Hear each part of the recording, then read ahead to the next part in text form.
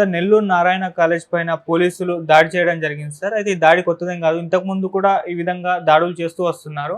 అలాగే నారాయణ అల్లుడు పునీత్ పైన కూడా కంప్లైంట్ చేశారు. సో ఎందుకు ఈ విధంగా పోలీసులు దాడులు చేస్తున్నారు? అయితే దీని వెనుక జగన్ ఉన్నారు. ఫండ్స్ ఆపడానికి ఆయన ప్రయత్నించడానికి ఈ విధంగా దాడులు చేయిస్తున్నారని కూడా వార్తలు వినిపిస్తున్నాయి. దీంట్లో నిజం ఏముంటుంది సార్? నిన్న నెల్లూరులో పొంగూరు నారాయణ విద్యా సంస్థల అధినేత మాజీ మంత్రి ఆయన మీద ఏపీఎస్డిఆర్ఐ అంటే Andhra Pradesh state directorate of revenue intelligence వాళ్ళు దాడి చేశారు. ప్రధానంగా ఎన్స్పిరా అనే ఒక సంస్థ ఉంది. దానికి డైరెక్టర్గా నారాయణ కూతురు సింధూర, అల్లుడు పునీత్ ఉన్నారు. దానికి సంబంధించి దాడులు జరిగాయని చెప్తున్నారు. దానికి రెవెన్యూ ఇంటెలిజెన్స్ ఎందుకు దాడి చేసిందంటే ఈ ఎన్స్పిరా అనే సంస్థ ఒక 92 బస్సెస్ని కొనుగోలు చేసింది. అసలు ఎన్స్పిరా సంస్థ ఏం చేస్తుంది అనుకున్నప్పుడు నారాయణ విద్యా సంస్థలకు సంబంధించి ఇన్ఫ్రాస్ట్రక్చర్ కావచ్చు, శాలరీస్ పేమెంట్స్ కావచ్చు, ఇలాంటి సర్వీసెస్ని ప్రొవైడ్ చేస్తుంది ఈ సంస్థ. సో ఈ సంస్థ 92 బస్సుల్ని 20,80,00,000కి కొన్నారు. అయితే ఇన్వాయిస్ అంతా కూడా నారాయణ విద్యా సంస్థల పేరు మీద ఉంది. సో ఇది అక్రమం అనేది రెవెన్యూ ఇంటెలిజెన్స్ చెప్తున్నారు. ఎందుకంటే కొన్నది వీళ్ళు, నడుపుతున్నది వీళ్ళు, అద్దెకిస్తున్నది వీళ్ళే, అద్దె తీసుకుంటుండేది కూడా వీళ్ళే. అట్లాంటప్పుడు వీళ్ళ పేరు మీద కదా ఉండాలి, ఎన్స్పిరా పేరు మీద ఉండాలి. ఎన్స్పిరా 92 బస్సుల్ని 20,80,00,000 కొని నారాయణ విద్యా సంస్థలకి అద్దెకిస్తుంది. నారాయణ విద్యా సంస్థలు ఆ బస్సులకి అద్దె చెల్లిస్తున్నారు. కానీ బస్సులు ఎవరి పేరుతో ఉన్నాయి? నారాయణ విద్యా సంస్థల పేరుతో ఉన్నాయి. సో నారాయణ విద్యా సంస్థల పేరుతో ఉన్న బస్సుల్ని వీళ్ళు మళ్ళీ నారాయణ విద్యా సంస్థకి అద్దెకి ఇవ్వడం ఏంటి? సో ఇది ఒక ఫ్రాడ్ వ్యవహారం. ఇది ఎందుకు చేశారంటే ట్యాక్స్ ఎగ్గొట్టడానికి. ఎందుకంటే నారాయణ విద్యా సంస్థలకు బస్సుల్ని కొనుగోలు చేస్తే ట్యాక్స్ ఎగ్జంప్షన్ ఉంది. అందుకని వాళ్ళు ఏం చేశారంటే తెలివిగా దాని మీద చేశారు అనేది ఈ డైరెక్టరేట్ ఆఫ్ రెవెన్యూ ఇంటెలిజెన్స్ వాళ్ళు ఆరోపిస్తున్నారన్నమాట. ఎస్పీ తిరుమలేశ్వర రెడ్డి నిన్న ప్రెస్ మీట్ పెట్టి ఈ డీటెయిల్స్ అంతా చెప్పారు.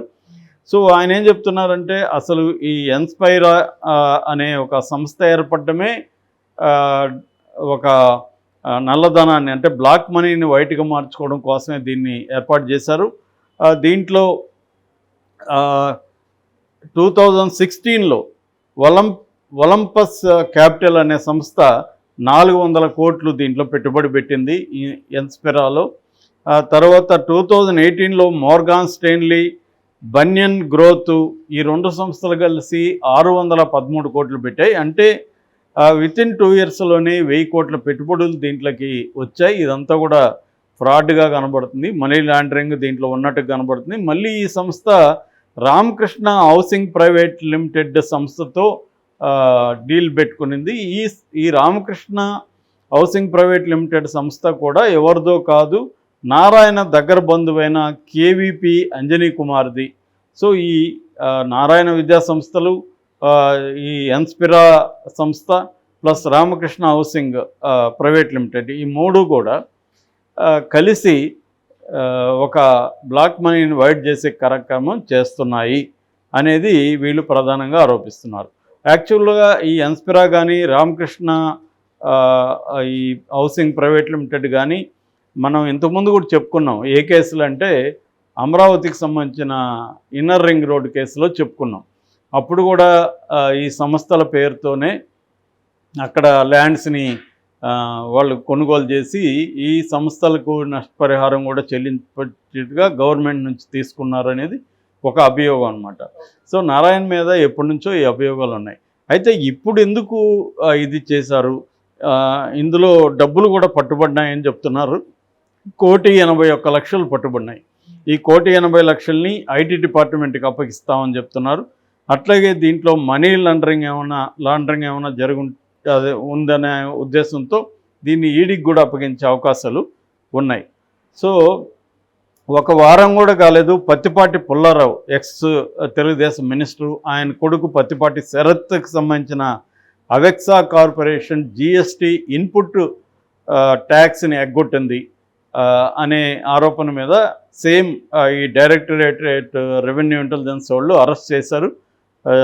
ఆయన్ని కోర్టులో పెడితే కోర్టు రిమాండ్కి కూడా పెట్టింది. ఓకే. అంటే ఒక ప్లాన్ ప్రకారం జగన్ తెలుగుదేశానికి సంబంధించిన ముఖ్యుల మీద, ముఖ్యంగా ఫండ్ ఆర్గనైజర్స్ ఎవరు ఉన్నారు, ఫండ్స్ని ఎవరు సప్లై చేస్తున్నారు చూసుకొని ఎలక్షన్ ముందు ఈ ఫండ్ సోర్సెస్ మీద దెబ్బ కొడితే తెలుగుదేశానికి ఫండ్స్ అందకుండా చేసే ఒక వ్యూహం జగన్లో కనిపిస్తుంది మనకి. ఇది ఎందుకంటే బీజేపీ ఎప్పటి నుంచో దేశవ్యాప్తంగా ఏదో చేస్తుంది. మన కర్ణాటకలో చూసాము, తమిళనాడులో చూసాము, అంతకుముందు కూడా ఆంధ్రప్రదేశ్లో కూడా 2019లో కూడా చూసాం. చంద్రబాబుకు సంబంధించిన శేఖర్ రెడ్డి అనే ఆయన మీద దాడులు చేశారు. అంటే ఇక్కడ ఎందుకు మొన్న కూడా 2023లో కూడా ఇక్కడ కాంగ్రెస్ వాళ్ళకి సంబంధించి దాదాపు 800 నుంచి 1000 కోట్లు పట్టుబడిందని చెప్తున్నారు. అదే బీఆర్ఎస్ దగ్గర పట్టుబడలేదు, బీజేపీ దగ్గర పట్టుబడలేదు.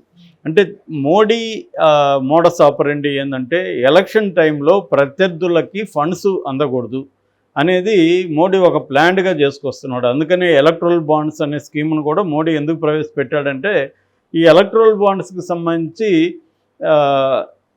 ఒక రూల్ పెట్టారు. అదేంటంటే ఎలక్ట్రల్ బాండ్స్ ఎవరు ఇస్తారో, ఎలక్ట్రల్ బాండ్స్ అంటే మన SBI State Bank of India బాండ్స్ని ఇష్యూ చేస్తుంది. ఆ బాండ్స్ని కొనుక్కోవచ్చు, 10 లక్షలు 20 లక్షలు కోటి అలాగా ఉంటాయి. కొనుక్కొని ఆ ఎలక్ట్రల్ బాండ్స్ని పొలిటికల్ పార్టీస్కి ఇస్తే పొలిటికల్ పార్టీస్ మళ్ళీ తీసుకెళ్ళి ఎస్బీఐకి ఇచ్చి క్యాష్ చేసుకుంటారు వాటిని. ఈ ప్రాసెస్ని ఎందుకు ప్రవేశపెట్టారంటే ఇది ఎవరు కూడా ఆర్టీఐఎస్ కూడా అడగడానికి లేదు. నీకు ఆ బాండ్స్ ఎవరిచ్చారని ఏ పొలిటికల్ పార్టీని అడగడానికి లేదు, రహస్యంగా ఇవ్వచ్చు. దీనివల్ల ఏమవుతుందంటే అనేక కంపెనీలు బీజేపీకి ఎక్కువ ఫండ్ ఇచ్చాయి, వేరే పార్టీలకు ఫండ్ ఇస్తే బీజేపీకి తెలిసిపోతుంది. ఎలా తెలిసిపోతుంది? ఎస్బీఐ దగ్గర డీటెయిల్స్ ఉంటాయి. ఎస్బీఐ అనేది పబ్లిక్ లిమిటెడ్ బ్యాంక్ కాబట్టి వాళ్ళకి ఈజీగా తెలిసిపోతుంది. అందుకని ప్రత్యర్థి పార్టీలకు ఎవరైనా ఫండ్ ఇచ్చుతుంటే ఆ కంపెనీలను వేధించడం ద్వారా ప్రత్యర్థి పార్టీలకు ఫండ్ రాకుండా చూసుకోవడం అనే ఒక హిడెన్ అజెండా బీజేపీకి ఉందనే విషయం క్లియర్గా అర్థమవుతుంది. అందుకనే సుప్రీంకోర్టు కూడా దాన్ని రద్దు చేసింది. రద్దు చేసినప్పటికి కూడా ఎస్బీఐ డెడ్లైన్ పెడితే ఆ డెడ్లైన్ లోపల ఇవ్వలేమని చెప్పేస్తుంది. అంటే దీనివల్ల ఏంటంటే ఈ ఎలక్షన్ టైం లోపల ఇవ్వకపోతే ఇది ఇంకా బీజేపీ కొంత మేనేజ్ చేసుకోవడానికి టైం దొరుకుతుంది అనేది విమర్శ అనమాట. ఏదేమైనా బీజేపీ ఏం చేస్తుందంటే ప్రత్యర్థుల ఫండ్ని కట్ చేయడం ద్వారా ఎలక్షన్లో ఖర్చు పెట్టడానికి, ప్రజలకు ఓటర్స్కి డబ్బులు ఇవ్వకుండా చూసుకుంటే మనం డబ్బులు ఇస్తే మనకే ఓటర్లు వేస్తారు. ఇదొక స్ట్రాటజీగా మోడీ అమలు చేస్తున్నాడు.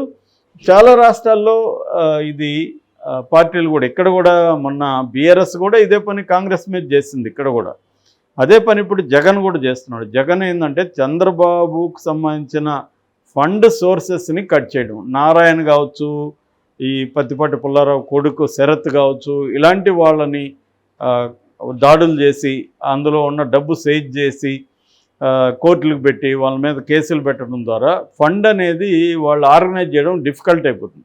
ఇప్పుడు ఈ బస్సుల నుంచి ఫండ్స్ సర్క్యులేట్ అవుతుందని కూడా అభియోగాలు ఉన్నాయి. అంటే నారాయణ విద్యా సంస్థల బస్సులు కాబట్టి అందులో బస్సుల్లో నుంచి డబ్బుల్ని పెట్టి వాళ్ళు సరఫరా చేస్తున్నారన్న విమర్శలు కూడా చెబుతున్నారు. ఈయనేమో ఎస్పీ తిరుమల రెడ్డి ఏమో ఇందులో రాజకీయాలు ఏం లేవు, ఇది పేరుగా ట్యాక్స్ ఎగ్గొట్టారనేది చెబుతున్నారు. కానీ టైమింగ్ చూస్తే మనం ఎలక్షన్ టైంలో ఇది ప్లాన్ ఇలా చేయడం అనేది క్లియర్గా చంద్రబాబు ఫండ్ ఫ్లో కాకుండా చూసుకోవడం. యాక్చువల్గా చంద్రబాబు బీజేపీతో పొత్తు కూడా ఇదే కారణం వల్ల పెట్టుకోవాలనుకున్నాడు. ఎందుకంటే బీజేపీతో పొత్తు లేకపోతే జగన్ మనల్ని వేధిస్తాడు, ఒకటి ఫండ్స్ని రానివ్వడు, రెండోది పోల్ మేనేజ్మెంట్లో దెబ్బ కొడతాడు, అధికార యంత్రాంగాన్ని దుర్వినియోగం చేస్తాడు అన్న భయం చంద్రబాబుకు ఉంది. కాబట్టి 1% కూడా ఓట్ల శాతం లేని బీజేపీతో చంద్రబాబు పొత్తు కోసం చాలా సీరియస్గా ట్రై చేస్తున్నాడు.